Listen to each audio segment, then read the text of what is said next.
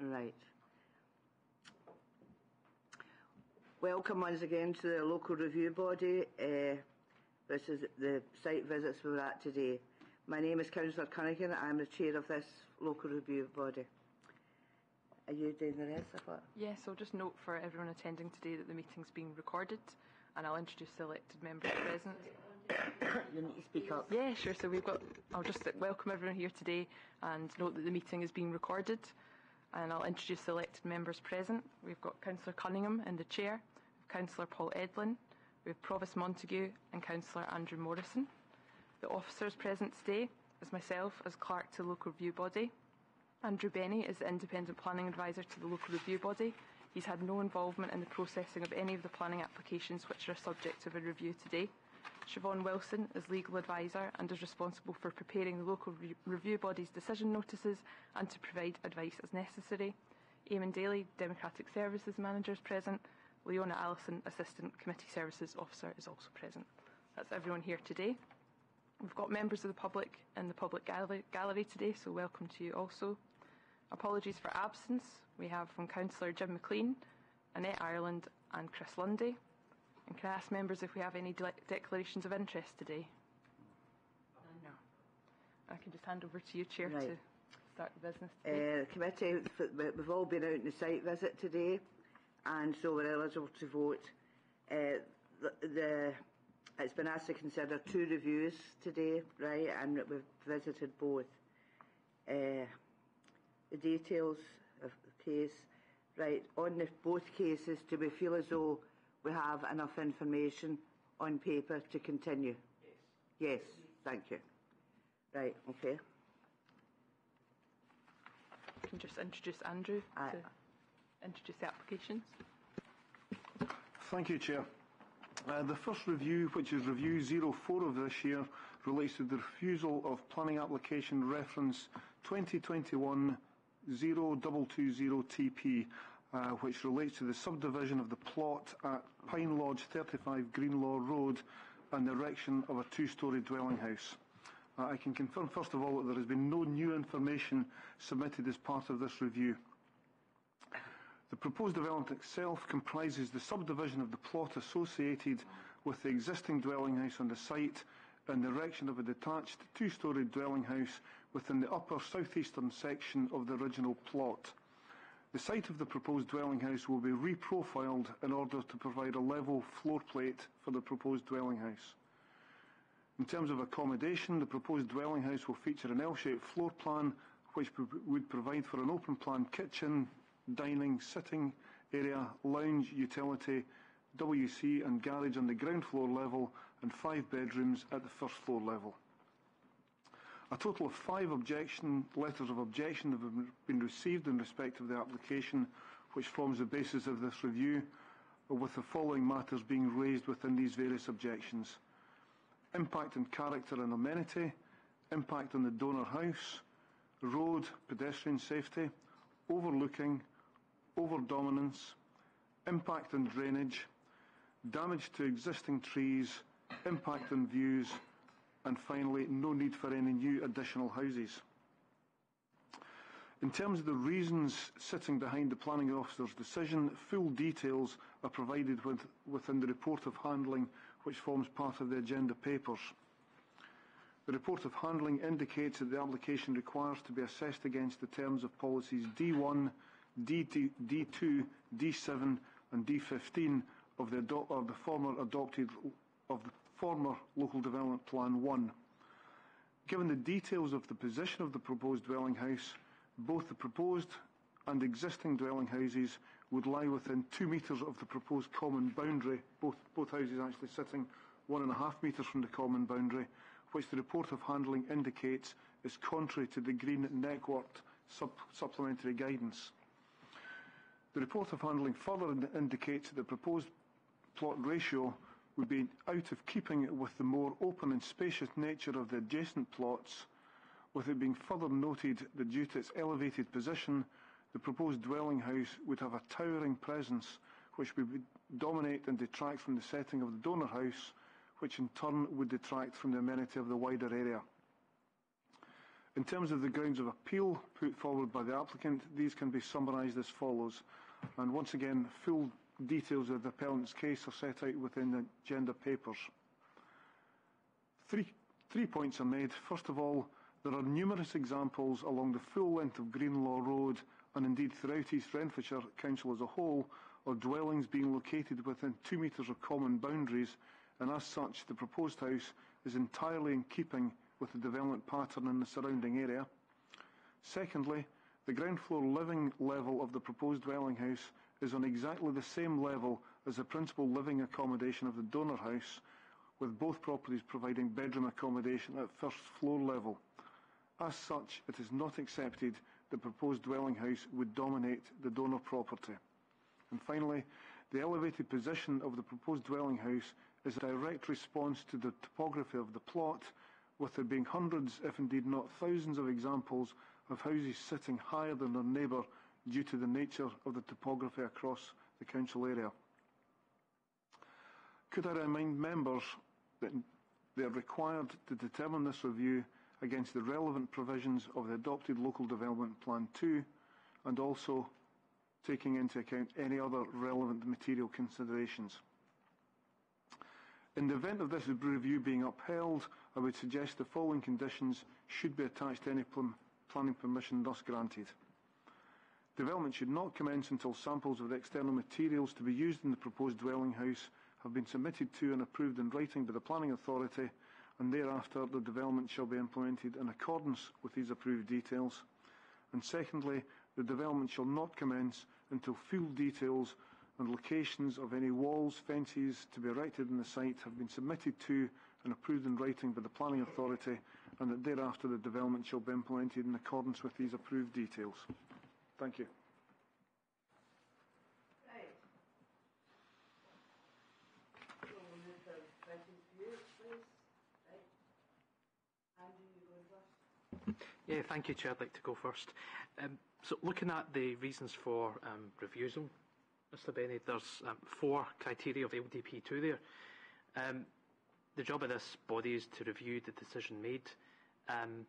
So even if we were to determine that perhaps one of those 4 was incorrect, that would still mean there's three ways this would fall short of the local development plan. It's quite a number to fall short on, isn't it? 4. Do you have a view on that?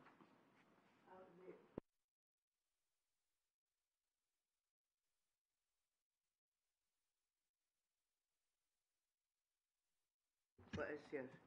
Yes, so I mean, in the papers in front of me, we're looking at page 77, and the reasons for this decision being refused originally was that it was contrary to policies D1, D1.2, D2 and D6, which is quite a numerous number of reasons. It's not one reason. There are actually quite a number of deficiencies within, and I simply wanted to ask Mr Benny if that was typical when an application was refused. Even if we found that perhaps it wasn't contrary to D1, it would still be contrary to 3 others. Yes, that's right. Which is quite a number. Thank you, Chair.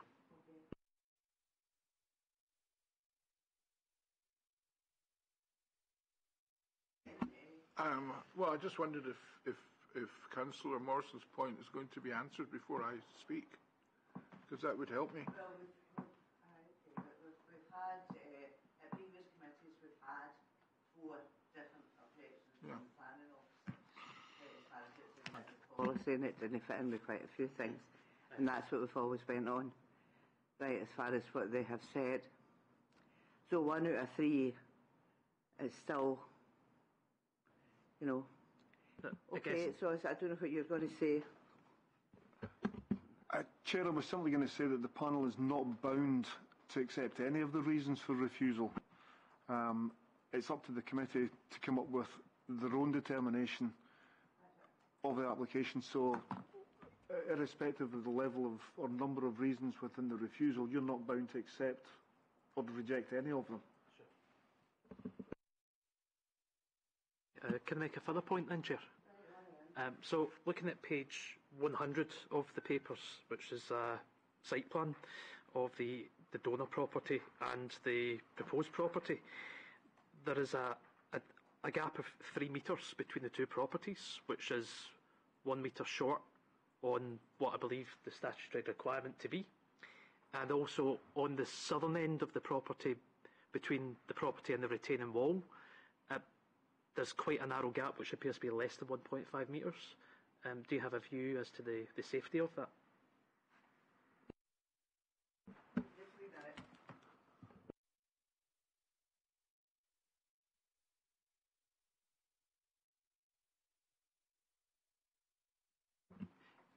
Yes, so 4 metres is the requirement, Chair, but according to the architectural drawings, the distance in this case is 2 times 1.5. The 4 metres, or the 2 metre distance, which has been referred to within the report of handling, comes from the supplementary guidance, not directly from any of the policies quoted within the reasons for refusal. And as it says, it's guidance, not a hard and fast rule. And in terms of the distance between the property itself and the boundary of I don't have a measurement on the drawing in front of me, but that in itself wouldn't fall foul of any requirement for that specific measurement is gable to gable separation distances, not gable to side boundary, when there is no, the property itself sits probably beyond the 2 metres, just on that corner. Thank you. No further questions from me, Chair.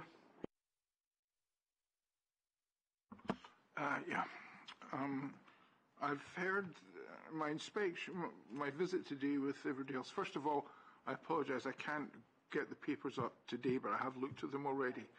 But I don't think the distance of the 4 metres is relevant, really, because in the same street further down, there's less than 4 metres. So I don't think it's relevant. I've inspected the site. I've received assurances from, the gentleman on my left, that there's adequate space for the cars to access the road and turn inside and move about. And I think as it looks at the moment, the land, the way it's kept, is quite unattractive. And I think this, as far as I'm concerned, this application should be allowed, because I think it will improve the amenities, it will make the street look better.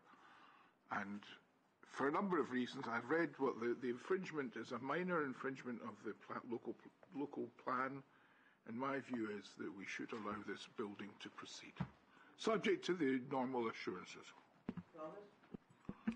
Thank you very much. The fact that it's been stated in a report about the 4 metres, to me, makes it relevant for consideration.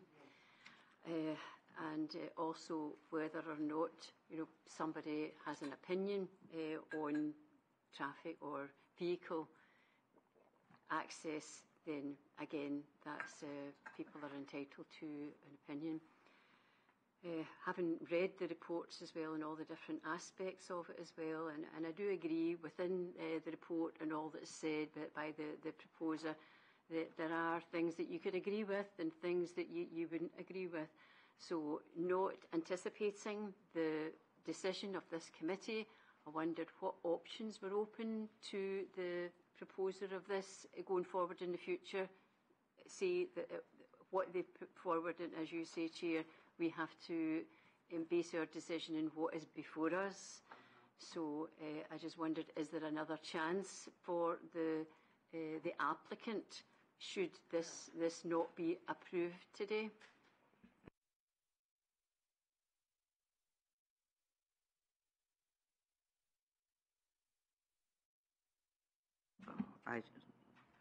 I could just make a point on myself, right, as far as my visit went. I found it very difficult to judge going for a double car, the up and down, to a one track. And it was only for a short distance, which actually was in front of this planning paper. So I know the bother I had when I parked across. I had to reverse back right down. And I found that, I said, well, for any cars, especially like you've got a big BMW, you see a BMW coming out that, come out and, a small road. I was like, God, how are they going to manage to get it turned? right, how are they going to manage to turn? You know, you're obviously going to have traffic at each side of you. You know, you're sitting there like what I was this morning, and that was it. So I just couldn't understand how they could go into a one track for an entrance like that. It would be very, very tight on that road. Can I ask the gentleman on my left to repeat to you what he told me about the ability to turn? Oh, you're not going in his opinion, because I got...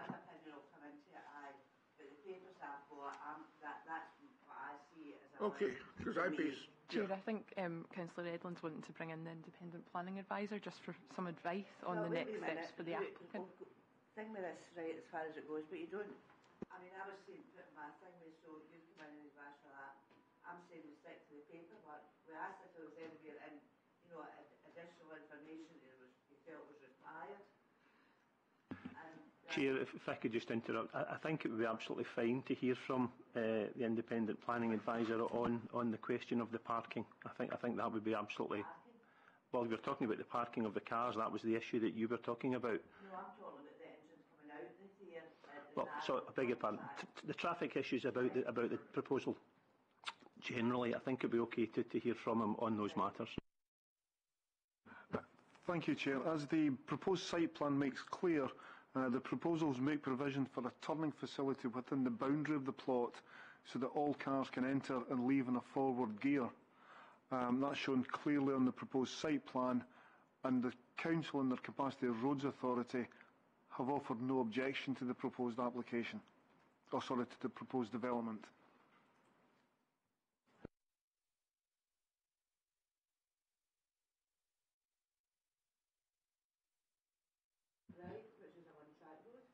Well, you look...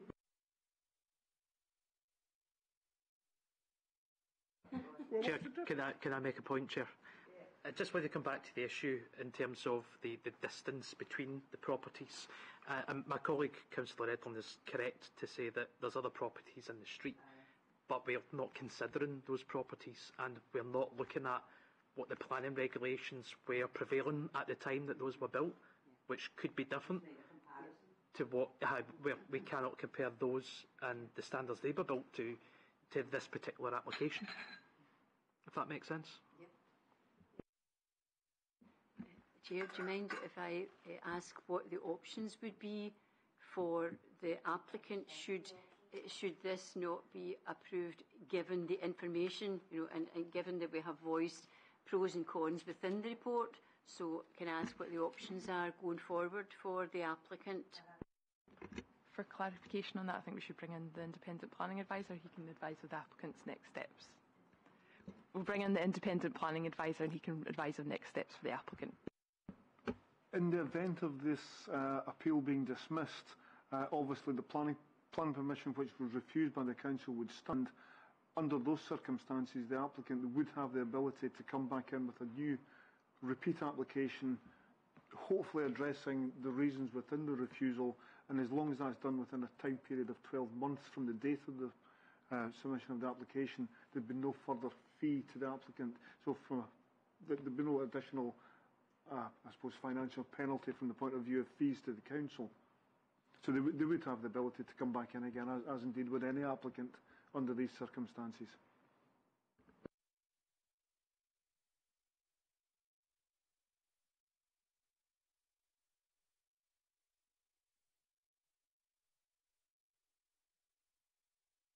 Right, we're moving to the vote. Okay, kick off, Andrew. Thank you, Chair. I'd like to vote to uphold the authority's decision. Which is refusal? Yes. Refusal? To decline, what's the right word? Dismiss? Decline? No, you either move to grant or refuse. That's the option. No, to grant what? Sorry, can you clarify? Planning permission. I move to grant planning permission for the proposal. Right, so two opposite. Mary? I would second Councillor Morrison's proposal to uphold the Planning Authority's decision. Yeah. I vote the same. Okay. So that's that one put to bed, right? So our reasons are sent by the planning officer. That's fine. I'll just confirm the decision of the committee, and that is to uphold the officer's decision and refuse planning permission. Yeah. And can I just check the purposes of the decision notice? Is that for the reasons that are outlined? Reasons that are outlined by the planning officer. Thank you. Right, we'll move on to the second one now.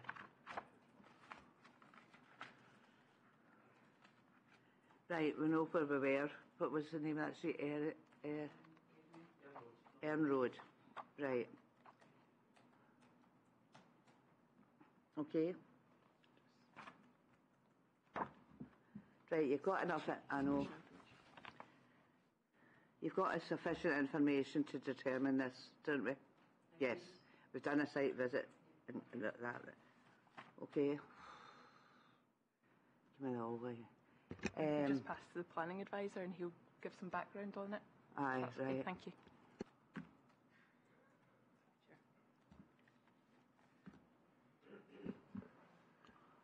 Thank you, Chair. This review relates, reference 05 of this year, relates to the refusal of planning application reference 2021-0753/TP and relates to the property at 1 Earn Road, Newton Mearns. The proposals themselves relate to the demolition of the existing dwelling house in the plot and the erection of a new detached dwelling house and garage. Once again, I can confirm that there is no new information submitted as part of this review. Under the terms of this application, planning permission is sought for the demolition of the existing dwelling house on the application site and its replacement with a two-storey detached dwelling house and associated detached double garage. The proposed dwelling house would measure 40 metres in width by 16 metres in depth and would stand 9 metres in height. The proposed dwelling house would feature a relatively shallow roof pitch and have a and a double height front bay window feature, which along with the window and door alignment gives the proposed dwelling house a vertical emphasis. The proposed garage would provide ancillary accommodation within the roof space. One letter of representation has been received in respect of the application, which raises the following concerns: loss of trees, overlooking, and finally noise during the construction phase. The reasons for the planning officer's decision on the application are set out in full within the report of handling, which forms part of the agenda papers which members have before them. The report of handling indicates that the application requires to be assessed against the terms of policies D1, D1.2, D2, D6 and D7 of the adopted Local Development Plan 2.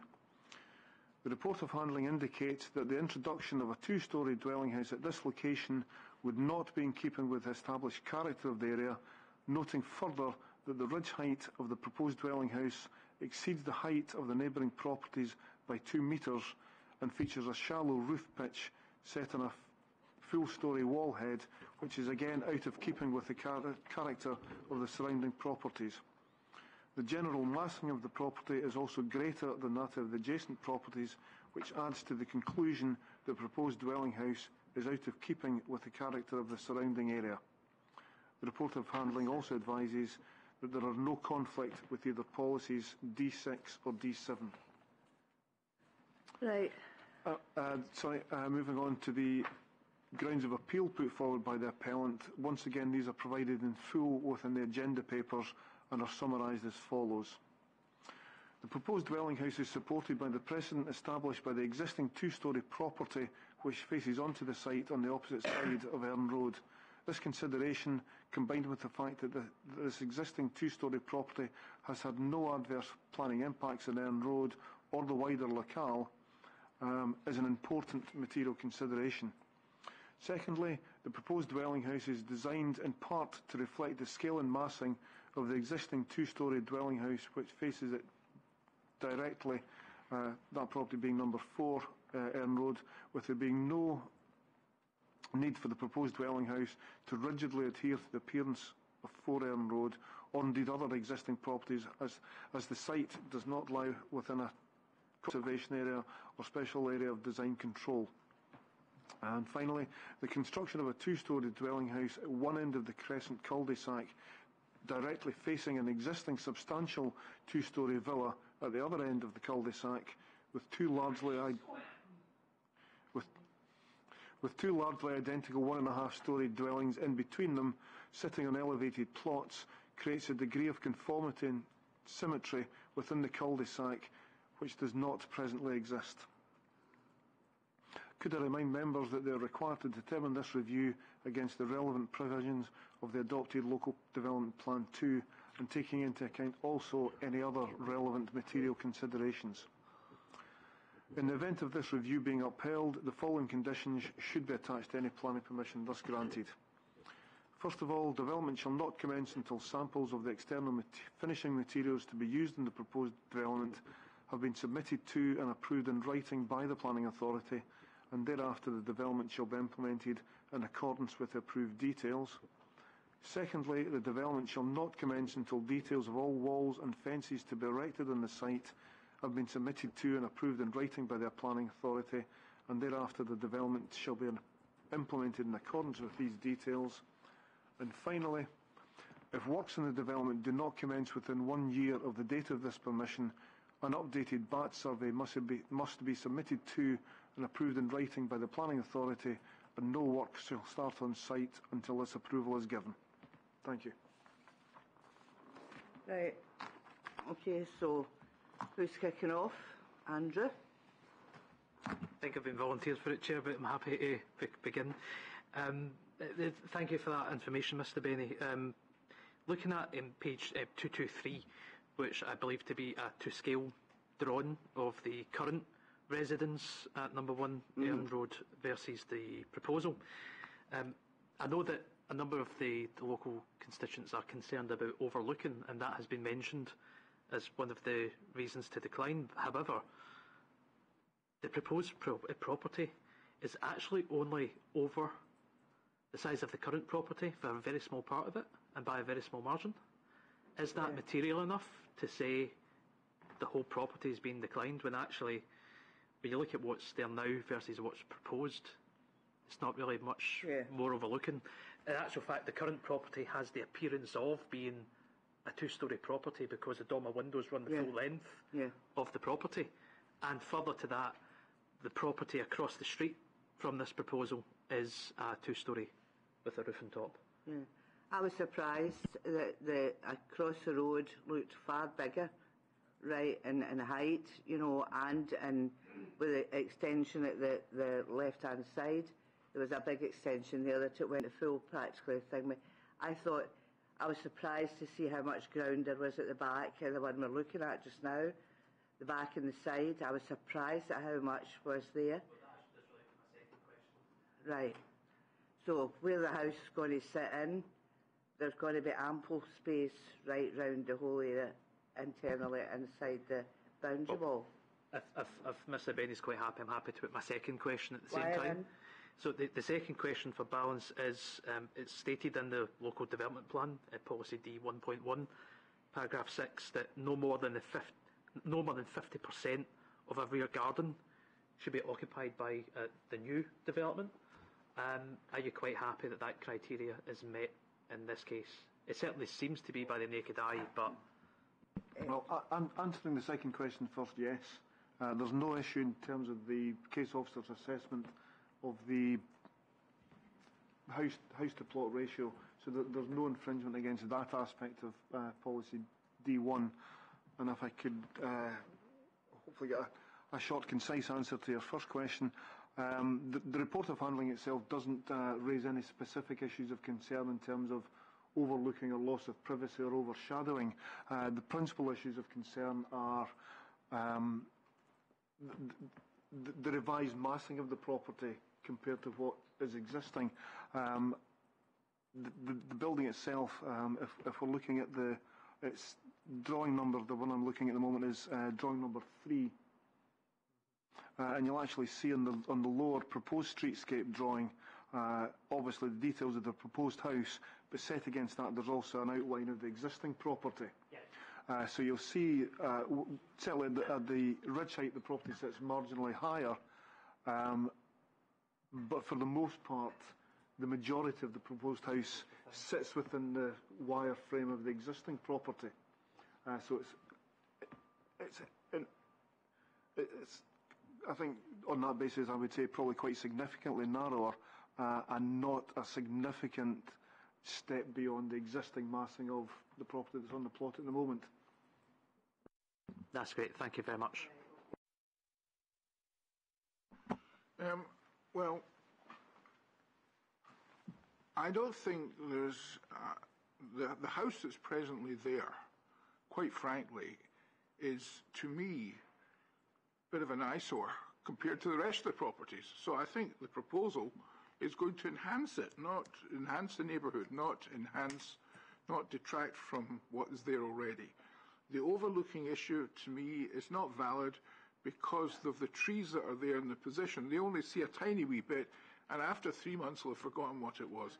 And the house across the road is broadly similar to the proposed one, and I think it will fit in better than what is there at the moment. So it's a no-brainer for me. Thank you very much, Chair. I'm actually conflicted in this. On the one hand, there is the aspect of it not in keeping of the wider area, but when you go into the cul-de-sac, it seems like a wee enclave in itself, and there is a two-storey on the right-hand side, and this would reflect that on the left-hand side, and facing you when you go in, there are the 1.5 height houses there, but I'm wondering if that would change the nature. If this were granted, would the other two houses then decide, well, we want to do the same, and it would change the character of that area? So I'm a bit conflicted in this. Well, I'm just going in the planning application report here, and I think that we can't take into consideration the two houses up there. Yeah. I agree, but where we are taking in consideration something that's there already, as an example, as a material consideration for possibly agreeing to the granting of this. So the other aspect, if you could possibly give me more clarification on, is the 2 metre higher than, could I ask the officer, the height of the proposed building, how much does it rise above neighbouring houses?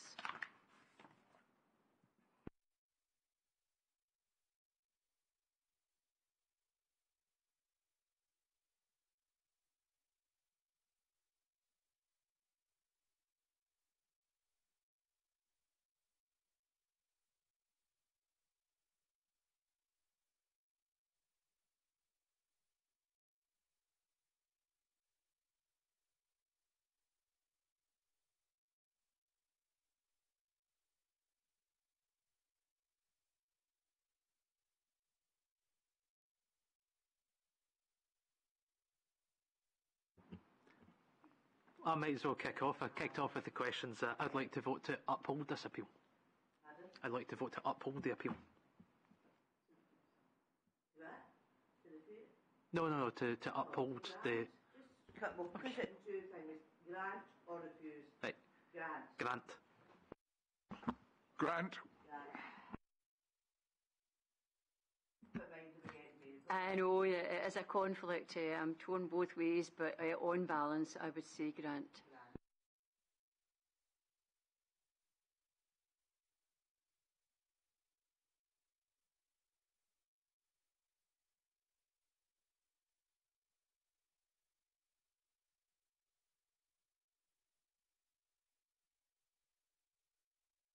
Yes, I'll just confirm the decision of the committee is to reverse the officer's decision and approve planning permission, subject to the suggested conditions outlined by the planning officer and standard conditions. Thank you. It was just outlined to include the conditions in the approval. Thank you, Chair.